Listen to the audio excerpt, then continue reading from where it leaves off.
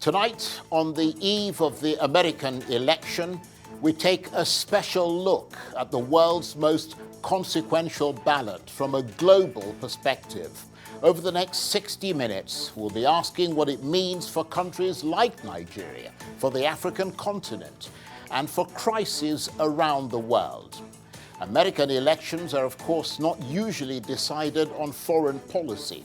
But this time, while the political fighting is taking place in the US, much more fatal fighting is happening on the battlefields of Ukraine and the Middle East. And both of those wars have become part of the election arguments. So, as the election campaign enters its final straight, with less than 1 day left, the two candidates have been aggressively making their final push.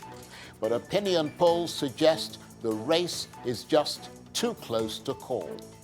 So who will be the victor and who will be vanquished? Who will bask in the thrill of victory and who will wallow in the agony of defeat? I'll be joined by our well-heeled, rigorous election analysts for their assessment. I'm Charles Aniegolu, and this is Arise Prime Time. Now, as campaigning for the US presidential election enters its final hours, Donald Trump and Kamala Harris have been attempting to drive home their messages in the swing states, which will decide the results. The election on Tuesday is expected to be the closest in US history, and both candidates are frantically campaigning for every last vote. This has often been an angry and aggressive battle for the White House, with both candidates painting a dark picture of what could happen to America if their opponent wins. It ends tonight with both holding competing rallies in the biggest swing state of Pennsylvania. Not every vote is still up for grabs, though. Early voting arrangements in many states mean that over 76 million voters have cast their ballots. That's almost half the total number of people who voted in the whole of the 2020 election.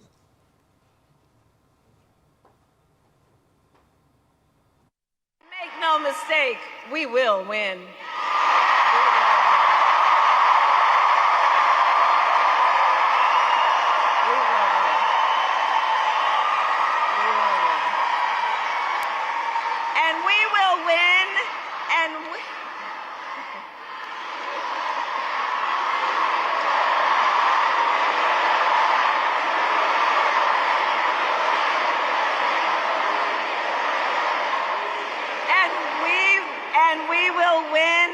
Because here's what everyone here knows. When you know what you stand for, you know what to fight for.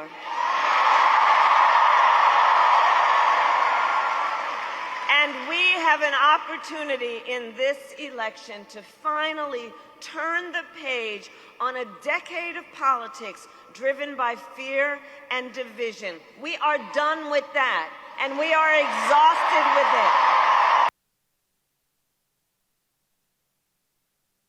But you ought to damn well go to paper ballots, you ought to go to voter ID, and you ought to have the election over by 9 o'clock. I'm hearing now they're going to take weeks. Can you imagine? They spend all this money on machines, and they're going to say, we may take an extra 12 days to determine. And what do you think happens during that 12 days? What do you think happens? And we're going to make it straight. We're going to make it straight. And it's not an easy thing to do. They'll want to put you in jail because you want to make it straight. Think of it. Think of it. They cheated elections, and you call them on it, and they want to put you in jail. Think about it. Donald Trump and Kamala Harris on the beat there, as they say. And just one more take on the US election, and then I'll bring our guest analysts in on the conversation. Earlier, I was joined on the line from London by the European Affairs analyst, Dr. Marek Laskovic.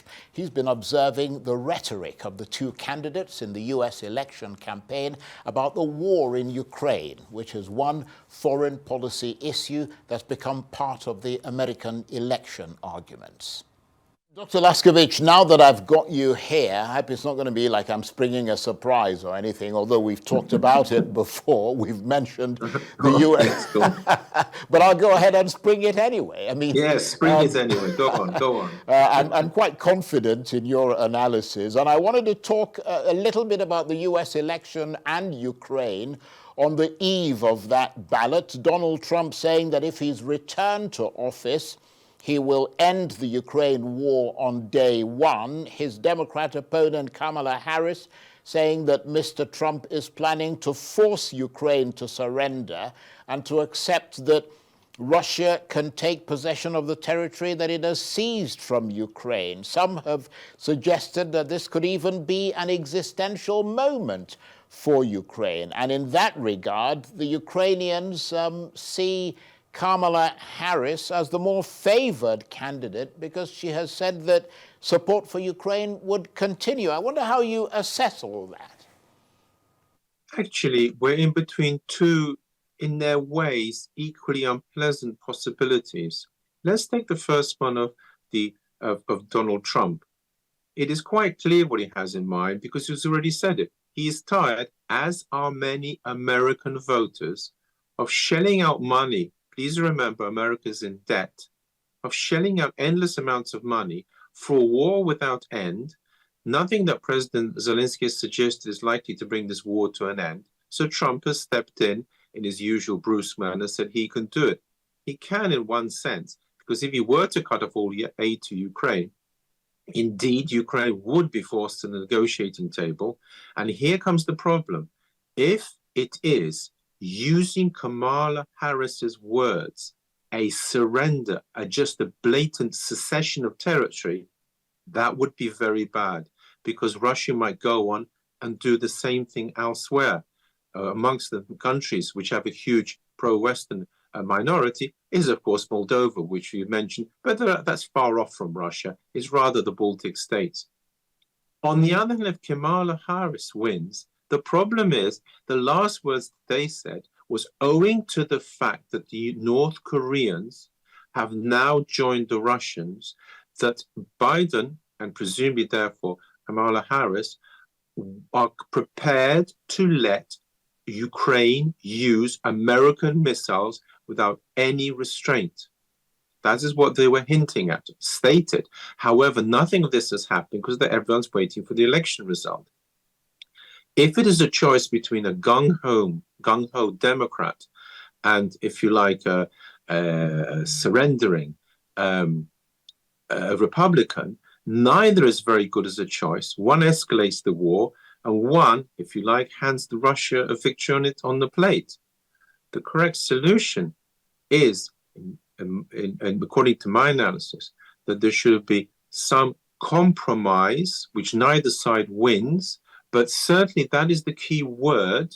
It is not simply handing over blanket territory of Ukraine to Russia, and therefore it is, as you said, an existentialist moment that may turn up. And it may be really an extremely important one, not just for Ukraine, but for Eastern Europe and indeed the world. And that's the European Affairs analyst, Dr. Marek Laskovich there.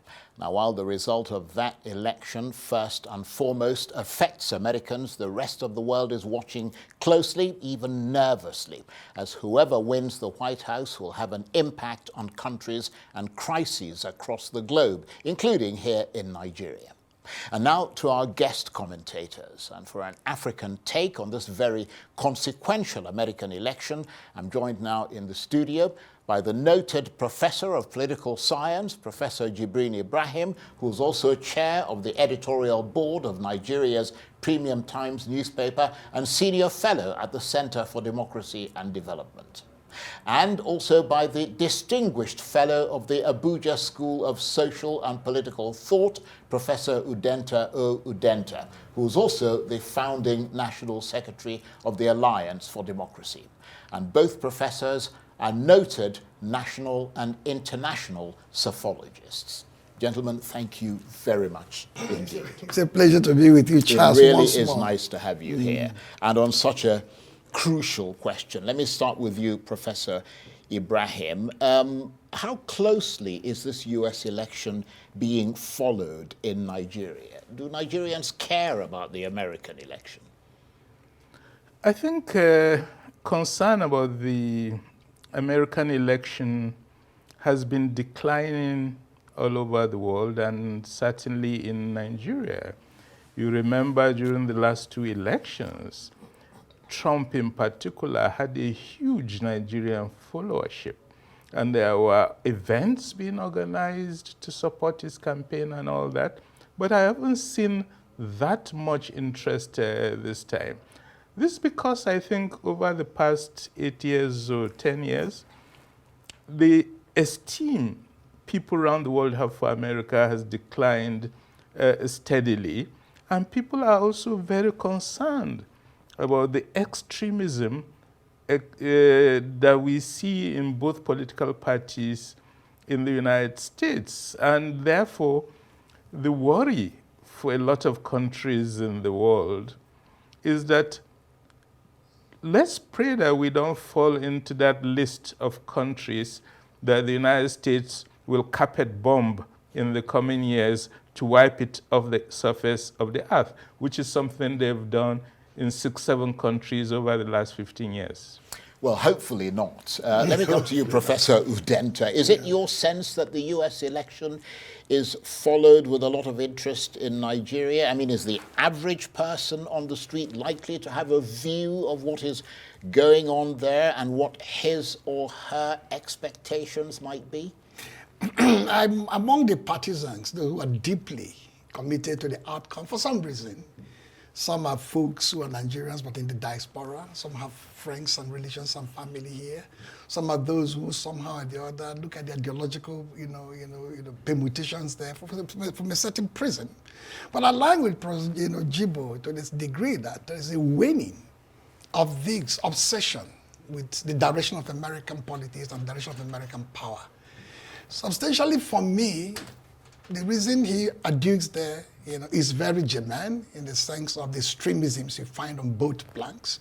Liberalism, which ought to be a space for multiple conversations, seems to have shut itself down, that people have been deplatformed.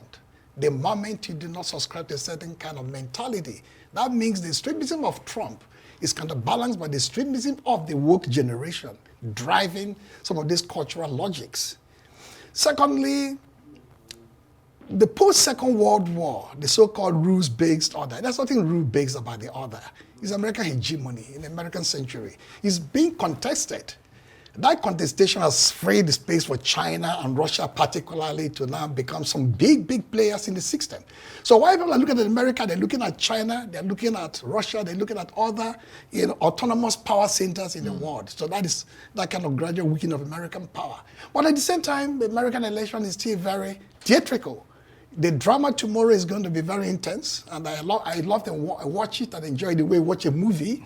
So at the end of the day, some result will emerge and begin to pick up the pieces as it concerns us in Africa and Nigeria particularly. That's very interesting and very, very illuminating opening salvos from both of you. Let me come to you, Professor Ibrahim. What about the fact that Kamala Harris is seen as black, or at least half black? Does that play a role in perhaps support for her from the Nigerian government and the Nigerian people? Well, I think it's impressive that so soon after the Obama presidency, which subsequently had consequences for the black community in the US, another black person is emerging as a contestant. And I think we need to salute that fact. She's also a very impressive woman and should have some support. I do believe her party is less impressive than she is, but that's just my personal view. The fact of the matter, however, is that increasingly nationalism is becoming very important in political practice around the world. And your background matters less and less. It is your commitment to the country you are representing that people are looking at. And you find often those who have a foreign background are even more determined to show they are pure nationalists of the countries they are contesting in. I think we do all remember that Obama, we had great hopes that he'll have a huge positive impact on Africa. The fact of the matter is that he essentially avoided engagement with Africa during his presidency, and I think only once came to give a fairy speech that institutions should matter to us, but at the concrete level. President Bush, for example, who put a huge investment on HIV/AIDS in Africa, played a much more concrete role for Africa than Obama did. So I'm not cynical, but I'm often not impressed by the race of the person contesting. I have to say that Obama's presence as a president of the United States was symbolically very important, because I do remember that in 2014, it was just a year after Arise News started, I had the privilege of traveling with Obama. We had arranged that through the White House as an Arise correspondent. We went to Senegal, then we went to South Africa, and we went to Tanzania with him. It was his trip to Africa, and it was like a seminal moment.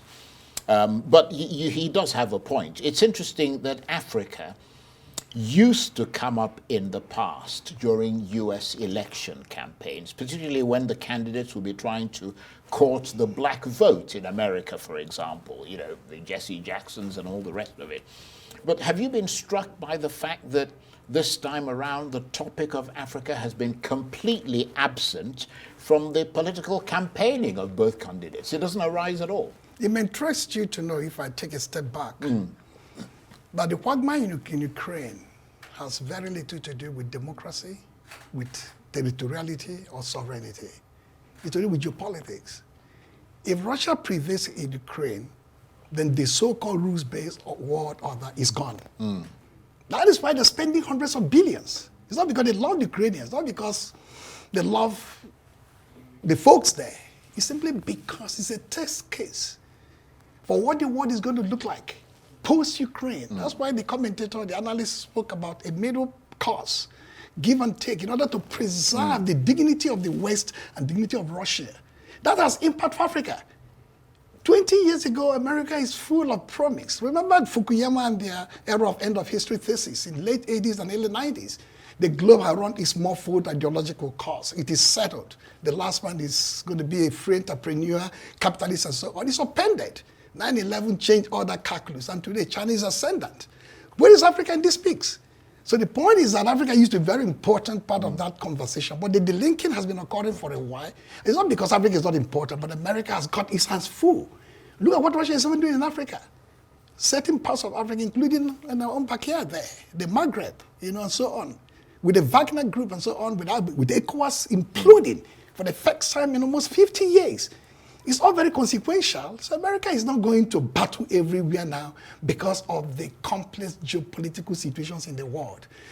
Coming to Obama and Kamala Harris and their race, I think my own take, and this is my personal view, a chaotic, incoherent, insular politics of Trump, America first, may suit Africa better than a paternalistic, hand-me-down mentality that Obama came with, that Kamala, because he's black or nuanced black, may only heighten or intensify. Look at what happened to Libya. Look at what with the emergence of LGBTQI and so on, and this promotion by that wing of the American establishment. So a Kamala coming to Africa with some set of ideas and values may be more problematic than Trump even abandoning Africa. That means we have the space now to fight for our destiny and decide to make friends anywhere in the world we may find it's comfortable to make friends with. That's an Good interesting point. I agree with you. Yeah, I was going to say that's an interesting assessment. So leave us alone. Yeah, So we can begin to find. I think Professor Ibrahim, that Joe Biden didn't make a single trip to Africa during his presidency. Does it seem like America's... I think he's about to do one now. Well, in the tail end of his Well, we'll have to see. See what he's going to do. There was talk of Angola. Angola, I heard about that yeah. too. But does it seem like America's lack of interest in Africa is leading other countries to fill that vacuum? I mean, the African continent, as Professor Udenta hinted, is turning to China, Russia, Turkey, etc., and away from America, or they haven't necessarily turned away from America, but have embraced other big economies that have been coming to Africa.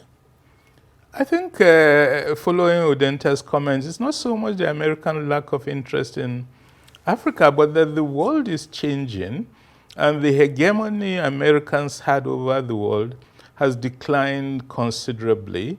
They are a contested power, their capacity is declining, and they find themselves in a situation where they are often overstretched and can't do anymore the types of things they used to do.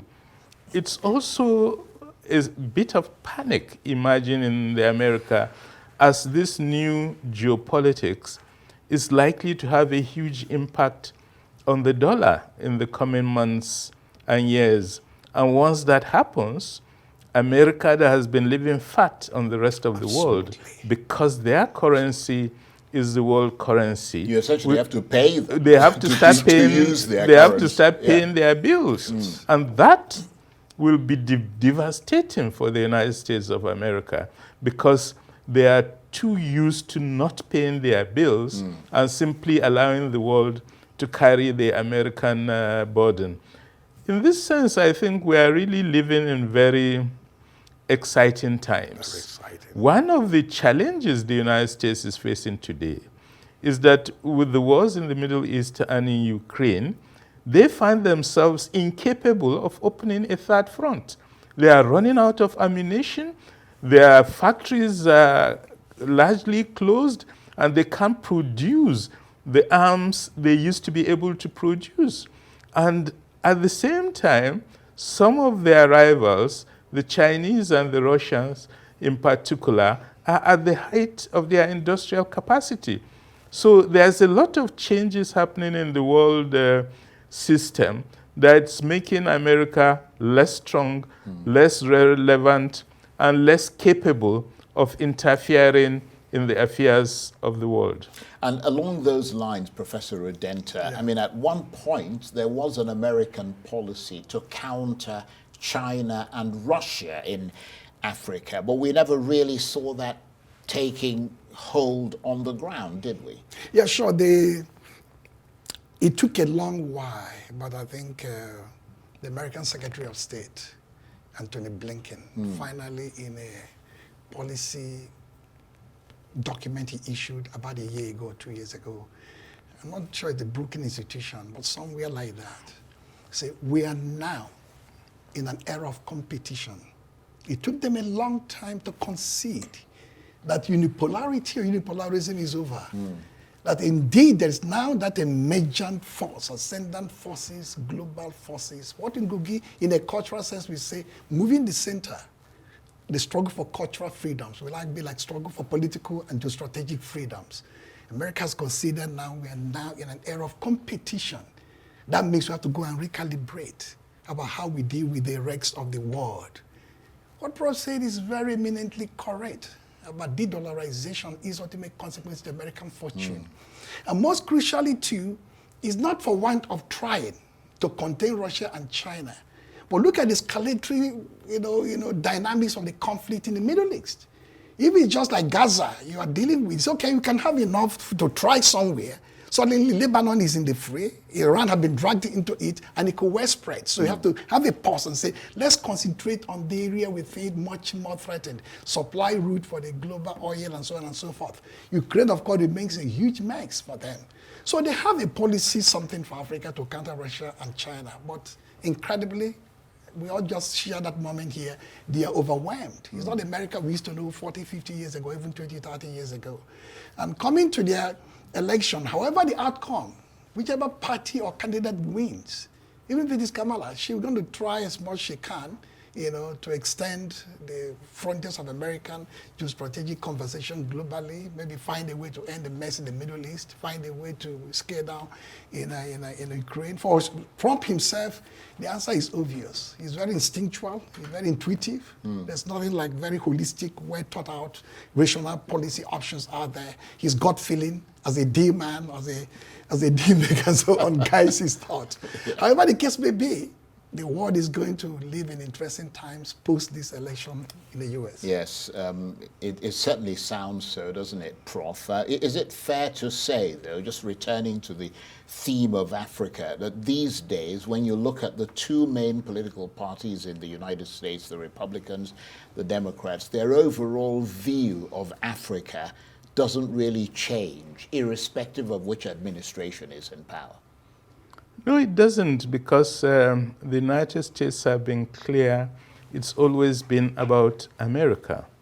And I think one of the things Donald Trump has done, which has been good for the world, is to be blunt about that vision. It used to be couched, it used to be hidden, it used to be extracted through deep analysis. But now that you have an American president who has said and continues to say that it's all about America, and I don't have friends, I don't have allies. Europe is in shock when Trump told them that, look, this year assumption that I'm here for you has no basis. Go pay up. You pay up, or I let you to the dogs. And that was really a great service Trump did to the world by showing the world very clearly what analysts have always known and pointed out, but were not being believed, that the fact of the matter is that this country, that has been for such a long time the strongest country in the world, doesn't really care about anybody else. And when it's in alliances, it's only alliances that will do it good, but not to share the rest of the wealth of the world with any other partner. Fascinating. I'm going to come back to both of you in a minute, because we're going to take a short break, give us pause for thought, and then we shall return and talk beyond Africa, because I mean both of you touched on sort of the Middle East, Ukraine and all the rest of it. But before we go, we have a graphic sequence up there about the latest New York Times Siena polls, which shows that Donald Trump has marginally improved his standing in a place like Pennsylvania. We'll kind of go over it one after the other. But many late deciding voters appear to be breaking for Kamala Harris. You can see Pennsylvania, 48% for Donald Trump, 48% for Kamala Harris. Kamala Harris is in Pennsylvania today trying to beat down the doors and get people to hopefully vote for her. If you look at Nevada, Harris is at 49%, and Donald Trump is at 46%. So Harris has a slight advantage there. If you look at North Carolina, Harris has 48% and Trump has 46%. Again, the advantage leaning slightly in the direction of Kamala Harris, and this is the final New York Times Siena poll before the election tomorrow. If you look at Wisconsin, Harris is at 49% and Mr. Trump is at 47%. If you look at Georgia, which is a state that was always very red, Harris appears to be just nipping Mr. Trump, 48% for Harris, 47% for Mr. Trump. And as I mentioned earlier, Pennsylvania, Harris and Trump, 48% each. If we look at Michigan, Harris has 47% and Mr. Trump has 47%, so they're tied. And if you look at Arizona, Mr. Trump is leading in Arizona. He's got 49% and Harris has 45%. But if the key thing here is that all these percentages are within the margin of error. So something of a photo finish there, with Kamala Harris showing new strength in places like North Carolina and Georgia. Donald Trump erasing her lead in Pennsylvania, because she was much further ahead in Pennsylvania, and maintaining his advantage in Arizona. All this means that the race remains highly uncertain as the campaign enters its final hours. Fascinating, isn't it? And you're watching Arise Primetime. Plenty more still ahead as we continue our chat about the US presidential election, which is now just hours away. Stay with us.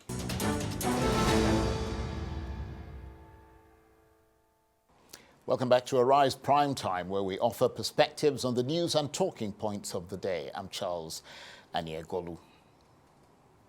Now, let me remind you briefly that as America chooses its next president, we'll be covering that eventful election right here on Arise News. We'll bring you all the breaking news as the results come in, analyzing the developments as they happen in this pivotal presidential ballot. At this point, though, everything is still on a knife edge. More than 76 million people have already cast their vote. That's a landmark number. Both contenders, Kamala Harris and Donald Trump, have been attending several rallies in the final hours, both sides pushing back against heightened efforts by the other side to pull off something of an upset. The latest polls show the race is extremely close, maybe just a single percentage point between the two. And in fact, talking about those polls, we have as you well know, in America, it's all about not the popular vote, but the electoral college votes. There are 270 electoral college votes that are required to claim victory. As we said, 76 million Americans have already voted. And of those people, according to the New York Times Siena polls, Ms. Harris wins those voters by a margin of 8%. What the poll does not show is where she actually made that win. So if it's not in the swing states, if it's not in the states with the biggest electoral sort of college votes, then, you know, it may be the popular vote, but it counts for naught. But that's an important thing to keep in mind. So let's return to our chat, and our guest commentators are still with me in the studio, and they are the noted professor of political science, Ibrahim, who's also chair of the editorial board of Nigeria's Premium Times newspaper and senior fellow at the Center for Democracy and Development, and the distinguished fellow of the Abuja School of Social and Political Thought, Professor Udenta Udenta, who is also the founding national secretary for the Alliance for Democracy. Thank you very much indeed for staying with us. Let me come to you, Professor Udenta. Broadly speaking, before we kind of move on to other things, because there's a lot, and you touched on them earlier. You touched on the Middle East, you touched on NATO, Ukraine, and all the rest of it. Let's get your thoughts on the war which is raging at the moment in the Middle East. Whoever wins the White House again, potentially decisive for how the war unfolds. I mean, not again, but whoever wins will be decisive for how that war unfolds, particularly in terms of their relationship with Israel. Donald Trump, we know, was a huge chum of Israel. His last time in his office, he enabled Israeli settlements. He recognized Israel's occupation of the Golan Heights. He moved the U.S. embassy to Jerusalem. So one presumes that from an Israeli perspective, they'll be gunning for a second Trump presidency. Well, it depends on which Israeli you talk to. But before I dive into the Israeli government. Oh, yeah, government, okay, sure. Yeah, Netanyahu, Yeah. of course, we go for Trump any day, any time. But let me just take 30 seconds, to make a caveat or nuance your polls. As important as the New York Times is this last polls with the Siena group is, for me, politically motivated, because it's a very important, very massive institution. So that puts in the mind of Americans This is what we have seen as a snapshot of their thinking going to the polls. So if anything happens tomorrow, do not say we didn't tell you. This is how it is likely going to trade. But that's something that's actually being said from the Trump side. That's what they've been doing. That's exactly what is going on. That's exactly correct. Because we don't know. Harris could be 4 points ahead. Trump may be 4 points ahead in all the states. Tomorrow, from 9:10 p.m. Nigerian time, when the exit polls fade away, when predicator market or betting markets, modelers, and opinion polls are irrelevant, it is what the actual voters do that matters. It's important we have that. We don't know what the voters will do, how they will riot tomorrow with the ballot card. Absolutely. Two, with regard to the Middle East quagmire, it's clear to everybody that Netanyahu never wanted the war to end until after this election. And indeed, many believe he inserted himself into the American electoral process in the sense that if the war had ended with a deal, to bring in the hostages, there are several American hostages or so, they will come home with a blaze of glory for Biden and Harris. The African and the Muslim Americans and the Arab Americans, especially in Dearborn, in Michigan, who are turned off by the war, will come home. So, if Harris fails to win, part of the blame may likely go to Netanyahu, who did quite a lot to help Trump without declaring so. He knows that if Trump wins, he will have a freer hand to recast and reshape the Middle East strategically the way he thinks he's doing. It might be a mess he's creating, but that's what he thinks he's doing. Under the fake Trump presidency, we had the Abraham's Accord that Biden retained. The idea was to go behind the Palestinians, cut this with Arab nation states, and then weaken their bargaining chip to say, any deal you see, take it. He said every president had wanted to move the capital, the American embassy to Jerusalem, but none, including Obama, could achieve it. He came and achieved it, and nothing much really happened. A whole lot of extremist things he did in Israel with regard to the Palestinians, and they didn't respond in kind. Many believe that if Trump had been the president, Hamas wouldn't have done what they did on 7th October because we have given them more freer hand to destroy the entire Gaza itself as we know it. So if Trump wins, it is going to be very calamitous, for me to say the least, for the Palestinians. The justice they seek, this two-state solution, and some other issues attendant to the mess in the Middle East may remain unresolved, or basically resolved in the Israeli way. If Kamala Harris wins, I expect a quick end to the immediate combustible crisis. The Gaza war may come to a gradual end, the situation in Lebanon may come to an end, and ultimately there'll be much more nuanced peace process that will favor the Israelis, will create a lot of opportunities for the Arab and the Palestinians to have a sense of justice and belonging in the process. And Professor Ibrahim, I mean, how do you reckon all this is being perceived in the Arab world, given the fact that the Arab countries, as Professor Udenta hinted, will be pushing for a Palestinian state, which is not necessarily something that Donald Trump would support. I mean, but also they're not necessarily happy with the Biden administration, are they? Which they see as lending unconditional support to Israel. And Kamala Harris is, of course, part of that administration. We need to be careful when we talk about the Arab states, because you have a completely bifurcated society where the people are totally against Israel, are for the Palestinians, but they have a leadership that's completely compromised with the Americans and with the Israelis. And we have all seen how throughout this massive destruction of Gaza and now of Lebanon, they've all kept quiet. And that therefore, what that's really placing on the table is the future of those Arab states. Somebody said they were afraid to let their people protest because it might turn into something else. Absolutely. No, but that's the point I was getting to, that the possibility of an explosion in which the Arabs will rise against their leaders for compromising, for destroying a goal that they think is important to them as a people, it's likely to be around the corner. And I think all that is being played out. And I think the fact that the security of a lot of these ruling classes in the Arab world is in the hands of the Americans and the Israelis weakens their capacity to be really free actors. And that's why they all fell in for the Abraham Accord. Because it was made clear to them that this decision has been made and you have no choice. You follow along or you suffer the consequences.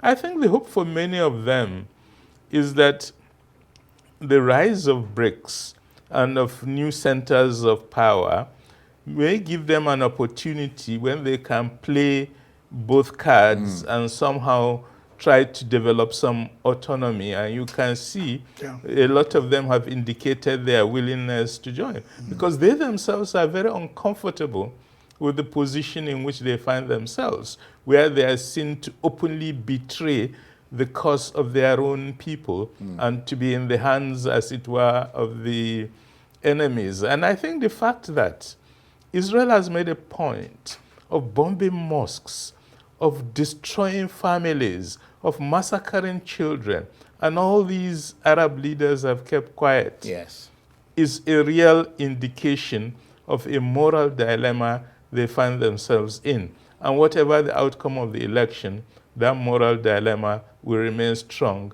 and may have consequences for them in their own countries. A very important point to make. And let's just move away slightly from the Middle East and go to Europe again. I mean, we talked about Ukraine, but let's talk about the huge question of NATO, for example. During the last Trump presidency, he threatened to pull the United States out of NATO, which is the cornerstone of Western security, 30 European member states as well as the US and Canada. How do you reckon NATO countries are viewing this moment in American politics? Nervously, perhaps?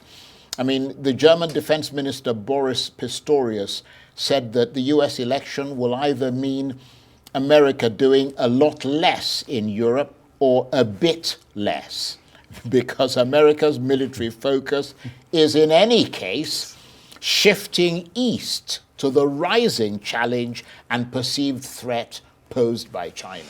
They've scrambled this past 1 year or 7-8 months, that's NATO, to implant or platform some sort of institutional method or design that will preserve robust support for Ukraine, whether Trump wins or not. I mean, even if Kamala Harris, didn't win and Trump wins. The idea is trying to see whether they can squeeze that money illegally, in my own reckoning, the profit, so-called profit from the Russian billions seized in their banks everywhere. About 50 over 300 yes, billion. Yeah, but they're taking about 50 billion of it, maybe in tracks over the years Right. to say, we can use this now and then secure some robust support for Ukraine in the next 12 months or even beyond. And then try to create some other more permanent defense apparatuses outside American ad hoc arrangement. That means if the U.S. even slows support down, this so-called robust apparatuses will jumpstart and keep on feeding Ukraine with the kind of ammunition and the kind of robust, arms and so on they require to have their victory, because there's a victory plan. I don't know the composition of that victory plan. But broadly speaking, Trump will not pull out of NATO. If you understand Trump mentality from the art of the deal, everything is a negotiating position. I'm going to do this from this stream. Then you're going to say, oh my God, you cannot do this. The world will be upended. Therefore, I'm going to meet you up somewhere. I'm going to climb down from where I am. He has done a lot when he was there 4 years in getting the European nation to pay up their contribution many to of protect them them. now, many of them are paying more than 2%, More than 2%. which is what he wanted That's in the first place. That's the negotiating position there. So that's going to be important for NATO. For me, any outcome for Ukraine in the context of the American election and its own peculiar, its own specific outcome, has to be a unique design that preserves the territorial integrity of Ukraine as much as possible, and at the same time isolate it from the dynamics of Western power politics. That means NATO membership should be something off the table. That is one of the things that can appease Russia. And they say, it won't be part of NATO, we could be part of the EU, we could live with that. Finally, I believe that NATO as a political and military alliance has exhausted his immense in the past political and historical possibilities. It's just a vestige of the Cold War. That mindset that after the Second World War, this is the way the globe must be shaped in our direction and likening. That's why they gobbled up the post-Soviet spaces. and the post-Soviet influence in Poland, in Czech, and so on and so forth. If they understand, like he talked about, Professor Jibril talked about multiple centers of powers and autonomies of power, you understand that NATO, yes, could remain there as a vestige of Western, the transatlantic alliance, but at the same time, its future is very much in doubt with the rise of BRICS and some other geopolitical engine rooms across the world. That's a good point. And we mentioned China, Professor Ibrahim. Who do you think China wants to win this election in America, bearing in mind that Beijing rarely officially expresses open preference in foreign elections?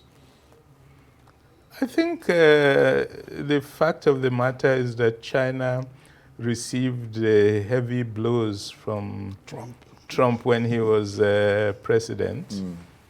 Now Biden came in and basically quite a bit against China. He basically maintained all the policies that Trump put in place, and therefore you can see that the American establishment has a consensus that China is a threat to its hegemony.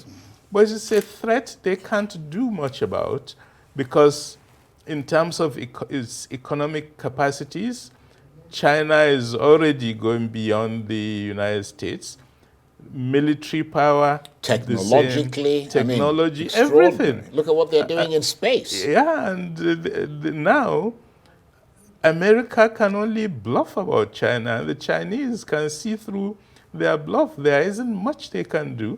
They can disrupt world trade and try to reduce China's trade, but that will affect everybody. Including the US. Including the US and Europe. So that will be a general problem for everybody. So I do feel we are living in interesting times. There are lots of changes happening. But in that regard, do you think the Chinese would prefer Kamala Harris to Donald Trump? Or the other way? They may formally, but I don't think it really matters a lot. And their calculations would be to cover both possibilities, and it wouldn't really matter too much to them which one wins. Okay, on that note, I want to say it's been brilliant comprehensively covering the American election from an international perspective. I couldn't have asked for two better analysts than both of you. But before we go, just a few stories coming out of here in Nigeria that I'd like to get your take on.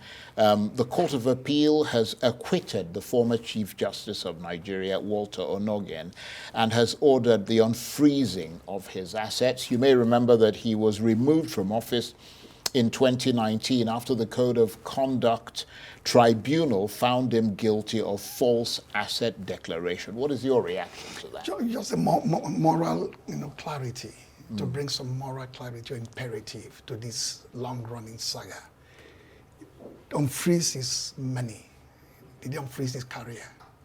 And say, okay, the 3, 4, 5, or 6 or 7 years should be wiped off the slate and he should go back as a CJN because it was wrongly removed.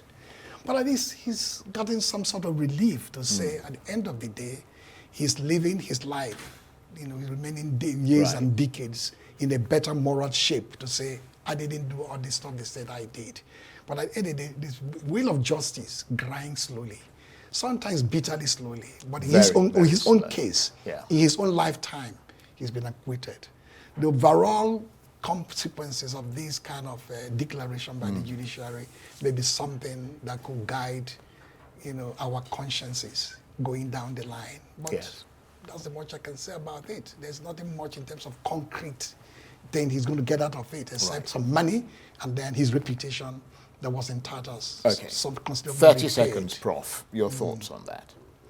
I think it's a reminder to us that regimes should be very careful of using the judiciary to play games that are neither legal nor morally justifiable.